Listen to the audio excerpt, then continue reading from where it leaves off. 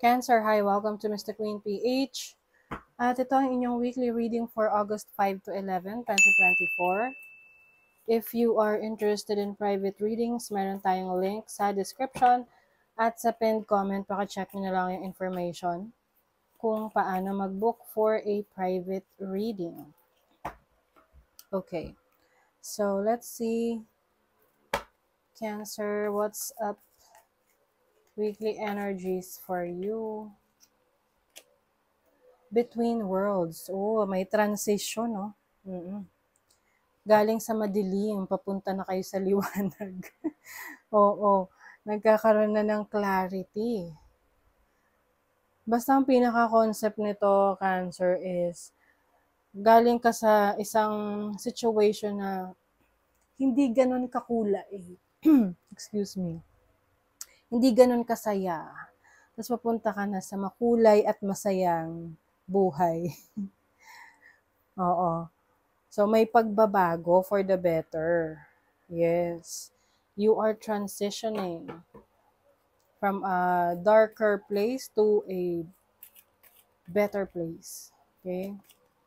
Oh, the fates.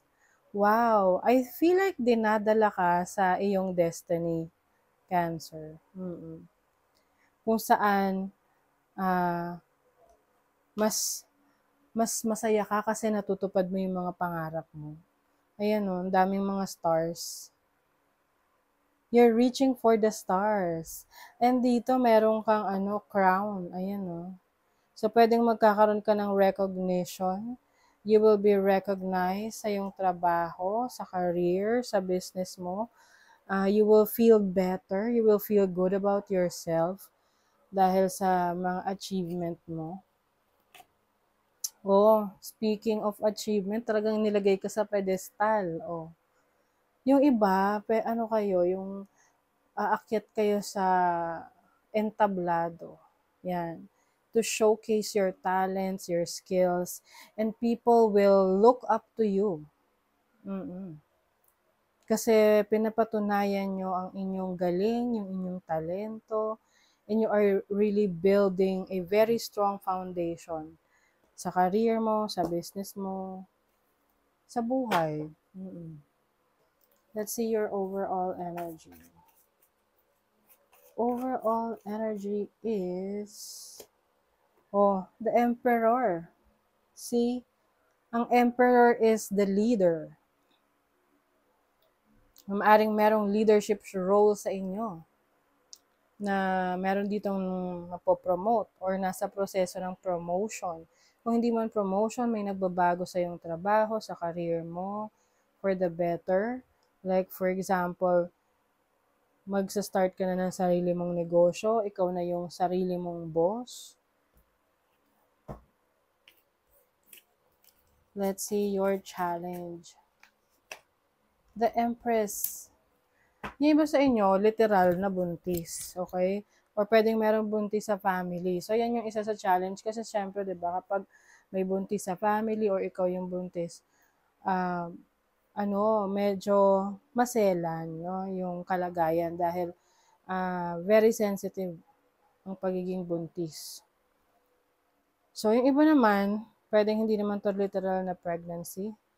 This can also mean your creative energies na overwhelming yung creative ideas mo na nahihirapan kang ilabas, isakatuparan dahil napakarami. So, ang gawin mo, isa-isahin mo lang. One at a time, para hindi ka ma-overwhelm. Some of you, meron kayong mga ilo-launch. Like, ilo-launch na project, na business. And another challenge for you is yung pag-aalaga mo sa sarili mo.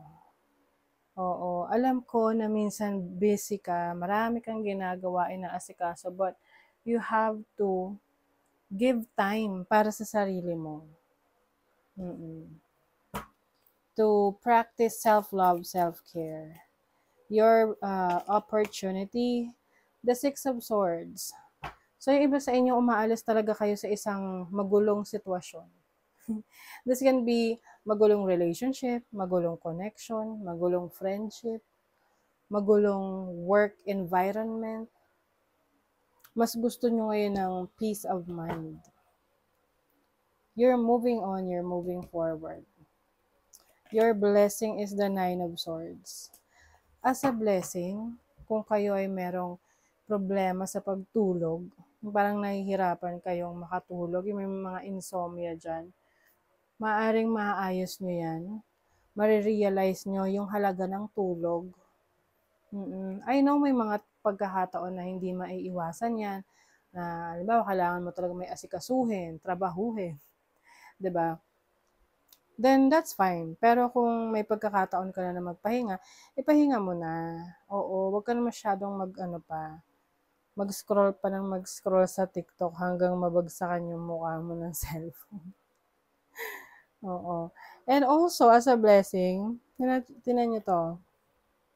Meron mga dark na mga crows ata to no? Meron namang white dito. So, ibig sabihin yan is, you are divinely guided, you are protected. Kasi parang tinataboy niya yan no?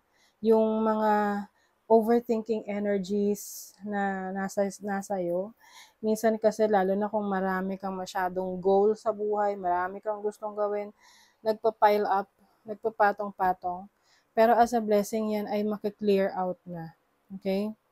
Natatanggal na yan. Yung stress na yan. Okay, let's see what else for you, Cancer. Oh, 'di ba? Pagod nga, restlessness. You have Mercury in Aries in the first house. Parang ang dami mo inaasikaso. Ang dami mo kinakausap. Parang pwedeng sa nature of work mo talaga nakakapagod or nature ng career mo. Pwedeng iba sa inyo nasa real estate, marami kang kausap na kliyente, tripping, ayan, kaya medyo nakaka-stress. Oo. Ganun naman talaga. Oy. Pero, kahit naman nakaka-stress, worth it to kasi you have Moon in Taurus in the second house. Second house is your finances, your material possessions. So, maaring mas dadami, no? Yung iyong ari-arian, yung mga properties mo, or yung mga maipupundar mo. And even your sources of income, dumadami yung sources of income mo. Mas lumalakas. You have Jupiter in Scorpio in the 8th house. Jupiter is the planet of good luck, abundance. Kaya lang nasa 8th house siya. So, pwedeng maraming opportunities for you para sa investment. Kaya lang, hindi lahat yan magbe-benefit ka. Kaya kailangan piliin mong maigi kung saan mo gagamitin yung pera mo na worth it naman. So, sa money, career, finances, ayan mag-i-invest ka talaga. See? Kailangan mo pag-isipang maigi with the King of Swords. I think yung knowledge mo, yung skills mo, sapat na yan para magamit mo sa decision making on what's best for you in your career. And then, for your love life, you have the Queen of Wands, the Four of Swords. You're moving on, Cancer. Kung kayo nagkaroon ng challenging situation sa relationship, yung iba rito nakipaghiwalay, pwedeng medyo matagal na, and you're still in the process of moving on, moving forward. Pero magsisimula ka na lumabas, mag-enjoy, to meet new friends,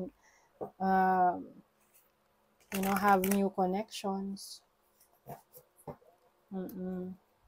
So, meron ka na ngayong freedom na magawa yung gusto mo. I think, kung ikaw ay single, parang ayaw mo muna sa relationship. Gusto mo muna i-enjoy yung pagiging single mo. Speak up. If you avoid conflict to keep the peace, you start a war inside yourself. Yes. So, kung meron kang kailangang concern na nasabihin, meron ka lang i-express, sabihin mo. Huwag mo siyang dibdibin. na yung parang ikikimkimin, tama ba?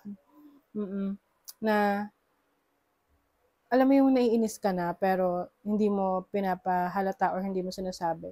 Until such time na naipon ta's biglang sasabog, magugulat na lang yung isang tao na yan na, ba't galit na galit ka? Pero yun pala, naipon na yun, no? So, it's okay na maging open, sabihin mo yung nararamdaman mo para at least aware yung ibang tao. Okay? So, that is your reading, Cancer. Thank you so much. Bye.